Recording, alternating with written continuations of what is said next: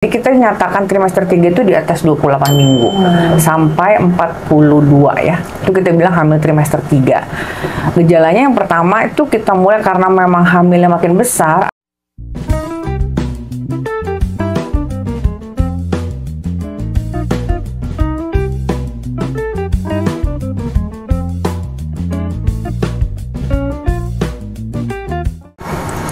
Halo Sobat Hermina, kembali lagi bersama saya Dr. Mutiara. Pada kali ini kita kembali kepada konten observasi. Tentu saja hari ini kita akan membahas hal-hal seru, yaitu tentang kehamilan trimester 3. Kebetulan di sini kita sudah bersama dokter objin kita dari Hermina Podomoro, yaitu ada Dr. Martina. Halo, selamat sore. Halo, dokter. Selamat sore Tiara, apa kabar? Baik dokter, gimana dokter kabarnya, sehat dok? Sehat, baik, terima kasih. Gimana nih dok, di Poli lagi musim apa nih dok, pasien-pasiennya dok? Poli ya, Poli sih lagi banyak pasien hamil baru ya, jadi hamil trimester 1 lah. Trimester 1. Tapi ada nggak dok kayak misalnya trimester 2, trimester 3, atau sudah mau menjelang persalinan? Oh, ada sih, cuman memang awal tahun tuh kayak polanya lebih sering hamil trimester 1, kan rata-rata baru pada menikah kan akhir tahun kemarin gitu loh. Oke dok. Tapi ada sih. Nah, kemarin ada nih dok pasien di IGD. Kebetulan dia datangnya dengan nyeri pinggang intens. Kalau kita kaji memang nyerinya tinggi ya dok ya, sangat kesakitan. Jadi kita takut pasiennya ada kenapa-kenapa atau jadinya kenapa-kenapa. Nah, ternyata pas kita lakukan pemeriksaan, dicek bidan juga, dan kita konsulkan itu masih dalam batas normal dok. Nah, ini gimana ya dok ngebedain antara nyeri pinggang yang memang normal atau memang udah berbahaya pada ibu hamil? Oke, jadi kalau kehamilan trimester 3 itu jadi keluhannya sudah makin banyak pada ibu hamil karena memang kehamilannya makin besar gitu ya. Jadi kita nyatakan trimester 3 itu di atas 28 minggu sampai 42 ya. Itu kita bilang hamil trimester 3. Gejalanya yang pertama itu kita mulai karena memang hamilnya makin besar, artinya berat badan janin makin besar, jumlah cairan ketuban bertambah, kemudian deposisi lemak pada ibu juga semakin banyak. Akibatnya tentu ada perubahan postur kan. Jadi si tulang belakang ibunya akan beradaptasi terhadap perubahan posturnya gitu, terhadap berat perut yang lebih besar, dia kan harus menjaga titik berat ya. Betul. Akibatnya dia nyeri pinggang, si tulang belakang ibunya dia akan lebih hiperlordosis gitu kan, karena dia menjaga titik beratnya. Pada ibu hamil, kalau dia terjadi nyeri pinggang itu merupakan hal yang biasa gitu. Masalahnya seberat apa, jangan sampai dia membahayakan gitu kan. Sepanjang dalam pemeriksaan itu, baik pemeriksaan fisik, laboratorium maupun penunjang, kita tidak menemukan ada yang berbahaya, sebetulnya kita masih bilang itu normal. Dan biasanya dengan istirahat saja itu biasanya akan berkurang nyeri pinggang itu. Satu lagi tuh kalau tentang nyeri pinggang pada ibu hamil, itu berhubungan juga dengan aktivitas fisik sebelum hamil dari si ibu. Misalnya kayak saya ada pasien itu hamil trimester 3, tapi dia memang hobinya olahraga. Jadi sampai hamil sekarang trimester 3 di 35 minggu sekalipun nggak ada keluhan, bahkan masih olahraga. Karena memang hobinya olahraga, masa tulangnya juga padat gitu kan, jadi ya bagus aja. Jadi sepanjang kita bisa, pertama kita istirahatkan dulu, kemudian pemeriksaan fisik yang teliti, penunjang yang secukupnya, kalau kita bisa yakin nggak kenapa-kenapa sih itu oke. Jadi kehamilan trimester 3 tuh nyeri pinggang ya wajar lah gitu. Dan kalau misalnya si ibunya juga aktivitas fisiknya oke dan kita latih di trimester 3 dalam hamil, boleh olahraga nggak? Boleh gitu, misalnya dengan stretching gitu, oke ya, sebetulnya nggak masalah juga, boleh aja. Berarti olahraga dalam ibu hamil ini sebenarnya boleh ya dok? Boleh, malah dianjurkan ya? Boleh. Karena untuk mengurangi nyeri pinggang itu. Karena kan pasti banyak nih dok, kalau misalnya udah menjelang trimester 3, dia udah nggak nyaman sama pinggangnya, mau tidur balik sana balik sini susah, akhirnya insomnia. Nah, mungkin dokter ada tips nih dok untuk mengatasi insomnia akibat posisi yang serba salah, karena kan kehamilan udah semakin besar dok. Insomnia tuh pada ibu hamil itu satu itu kan karena memang gini, misalnya nih ya, banyak pasien-pasien insomnia itu sebetulnya kalau kita periksa lebih lanjut tuh sebenarnya ada anemia gitu. Oh, ada Defisiensi besi. Karena memang itu memang terjadi lebih dari 50% kehamilan ya. Anemia dalam kehamilan itu ditandai dengan defisiensi besi berkontribusi terhadap insomnia. Selain karena oksigenisasi yang kurang baik, kurang optimal gitu, akibatnya pasien nggak bisa tidur, bukannya dia ngantuk. Nah, jadi kalau pasiennya kekurangan zat besi ditambah tidak olahraga juga, sudahlah dia sakit pinggang, insomnia lagi kan, aduh nggak enak banget gitu. Jadi memang keluhan-keluhan ibu hamil trimester 3 itu sebetulnya hubungan dengan apa yang dia siapkan di trimester awal gitu. Jadi kalau dia cukupi kebutuhan nutrisinya, aktivitas fisiknya juga baik, harusnya kita bisa minimalisir keluhan gitu. Oke, berarti emang gizi baik itu penting, olahraga juga penting. Berarti emang dipersiapkan dari trimester 1 apa? Iya, trimester 1 bahkan sebelum kehamilan pun kita persiapkan. Oke. Nah, Dok, biasanya di IGD banyak banget pasien-pasien udah trimester akhir datang, tangannya bengkak, kakinya bengkak. Nah, ini gimana nih, Dok, kita bedakan antara bengkak yang normal dan tidak normal kayak gitu, Dok?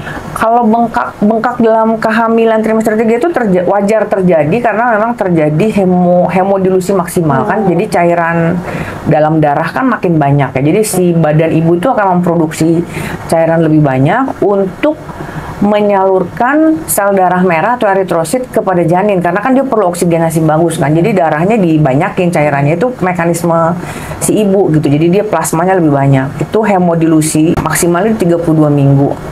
Nah, karena dia juga perlu oksigenisasi baik kan. Akibatnya memang terjadilah anemia tadi. Betul. Nah, kalau kita cukupi harusnya nggak anemia gitu kan. Nah, jadi itu fisiologinya seperti itu. Kemudian karena dia cairannya lebih banyak gitu kan, maka kan tentunya akan ada kemungkinan bengkak. Nah, bengkaknya itu kan dia akan, kalau dia gravitasi, maka dia akan ada di paling bawah di kaki itu, bengkak kakinya. Mau balik, dia kembali ke jantung, kan itu vena itu kan ada katup-katupnya kan. Nah, venanya mau balik ke jantung, terus dia agak berat. Kenapa? Karena misalnya perubahan posisi yang susah, kemudian dia tidurnya kadang-kadang tidak ditinggikan, aktivitasnya terlalu berlebihan. Nah, itu juga jadi penyebab salah satu bengkak pada wanita hamil. Bengkak pada wanita hamil itu wajar jika dia tidak disertai dengan adanya hipertensi. Ya, hipertensi dalam kehamilan atau preeklamsi itu salah satu pertandanya zaman dahulu, kriteria diagnosisnya kan udem ya, bengkak pada kaki ekstremitas gitu. Tapi sebetulnya sekarang berubah. Jadi dia kriteria diagnosisnya adalah di hipertensi dan adanya kebocoran protein melalui ginjal, ada di urin. Jadi kalau kita lihat dia bengkaknya itu normal atau enggak sih, kita perhatikan dong, memang gejala yang lain harus kita perhatikan. Ada hipertensi atau enggak, itu adalah tanda bahaya nomor 1. Darah tinggi atau tidak, ada kebocoran protein. Nah, kalau ada kebocoran protein berarti kan kita bisa temui protein dalam urin kan, merubah tekanan onkotik plasma. Berarti memang untuk bengkak ini ada hubungannya dengan preeklamsi atau eklamsi, Dok. Nah, ibu-ibu di rumah gimana nih, Dok, ngebedain kalau misalnya mereka sudah punya hipertensi, ngebedain kalau misalnya tanda bahaya preeklamsi atau hipertensi pada kehamilan yang mereka harus segera ke IGD nih, Dok? Apa aja tandanya, Dok? Preeklamsi atau hipertensi dalam kehamilan itu PR utamanya si pasien harus mengetahui bagaimana tekanan darahnya. Monitoringnya itu wajib banget ya. Jadi dia harus tahu nih tensinya berapa. Misalnya dia tensinya di rata-ratanya ada di 130 atau 140, maka kita akan maintain di situ dengan pemberian medikamentosa, dengan terapi obat-obatan, dipertahankan di situ. Jadi si pasien harus memiliki kesadaran untuk memantau hari demi hari. Kalau dia nggak punya alat tensimeter, saya sarankan untuk membeli gitu. Bahkan yang digital juga udah banyak kan. Jadi dia bisa pantau bagaimana dengan tekanan darahnya. Begitu misalnya dia disertai dengan kok tensi saya meningkat dari biasanya 140/90 katakan. Saya 150/160, dia sudah bisa tanda bahaya datang ke IGD. Karena kan kriterianya 160/110 kita sudah ada alert sign lah bahwa ini jangan-jangan preeklamsi yang akan memberat gitu kan. Nah, itu sarankan ke IGD gitu. Jadi memantau tekanan darah dalam kehamilan sama juga dengan diabetes mellitus gestasional, itu kita juga harus pantau juga gula darah. Itu sebenarnya sama, dua hal yang sama. Diperlukan partisipasi aktif dari ibu-ibu hamil memantau kesehatannya gitu. Jadi wajib tuh kalau udah tensinya 160-an, 110 ya dia datang, jangan dibiarkan. Karena terjadi ya bisa membahayakan. Berarti memang untuk ukur tensi itu harus setiap hari wajib ya dok untuk pasien-pasien yang punya hipertensi. Kalau misalnya dia udah punya hipertensi kehamilan di kehamilan pertama dok, selanjutnya dia tensi ternyata di kehamilan kedua ini dia nggak ada hipertensi, itu tetap wajib juga monitoring. Kalau dia nggak ada hipertensi di kehamilan yang kedua, tapi dia memiliki chance atau kemungkinan untuk terjadinya preeklamsi lagi kan, maka dia wajib pantau. Saya rasa itu menjadi bagian dari ini ya, menurut saya memantau kesehatan sendiri itu adalah kewajiban semua orang kalau menurut saya. Jadi jangan menyerahkan utuh-utuh kepada kesehatan, fasilitas kesehatan, karena yang harus menjaga kesehatan siapa sih kalau bukan kita sendiri gitu. Berarti memang kita harus deteksi dini dari awal ya dok betul. ya. Menurut saya begitu ya. Nah, terus mungkin untuk kehamilan trimester 3 ini selain banyak yang mengeluhkan nyeri pinggang, nyeri punggung, insomnia, pasti juga sudah banyak ibu-ibu yang mengeluhkan makin sering bolak-balik WC nih dok. Nah, memang untuk kayak gini ada nggak dok tips untuk mengelola untuk tidak sering buang air kecil? Karena kan udah pasti makin menekan kandung kemih ya dok ya dok. Ini gimana nih dok? Bukan gangguan ya, itu memang adaptasi kehamilan ya gitu ya. Kandung kemihnya kan posisi di depan, jadi dia tertekan oleh kehamilan itu sendiri ya. Justru dia sering bolak-balik karena memang ada perubahan sudut uretra dengan kandung kemih itu udah berubah kan, karena ada penekanan kan. Sehingga dia akan ada residu biasanya kencing. Jadi sedikit karena nggak bisa keluar utuh semuanya kan. Nah, residu itu menyebabkan infeksi saluran kemih. Nah, itu yang kita harus waspadai. Karena dengan adanya infeksi saluran kemih atau ada residu urin itulah yang akan memicu terjadinya kontraksi. Nah, itu yang kita harus edukasi dengan baik. Jadi kalau misalnya pasien itu sering bolak-balik kamar mandi, nggak apa-apa. Ya itu bagian adaptasi kehamilan, nggak apa-apa. Maksud saya tuh lebih menyarankan kehamilan itu dinikmatin.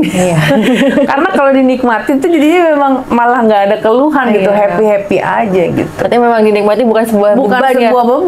Benar. Saya punya satu pasien kok. Pasien itu benar-benar enjoy banget sama kehamilannya. Suaminya pergi di luar kota, hamil besar, masih olahraga, masih jalan-jalan, nyupir sendiri, nggak ada keluhan sama sekali. Masih dandan cantik, berat badannya tidak banyak naik, tapi dia tetap bagus banget gitu.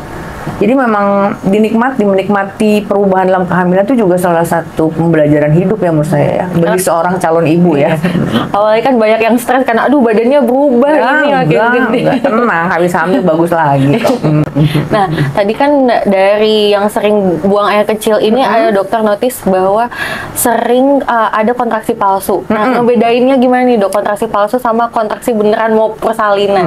Jadi kalau tentang kontraksi ini gini dulu. Jadi tadi kan saya singgung bagaimana infeksi bisa menyebabkan kontraksi ya. Jadi infeksi itu baik itu mau bakterial ataupun non bakterial, bisa virus atau protein yang lain gitu ya, itu dapat menyebabkan inflamasi. Jadi dia akan menstimulasi inflamasi peradangan. Salah satu manifestasinya adalah kontraksi.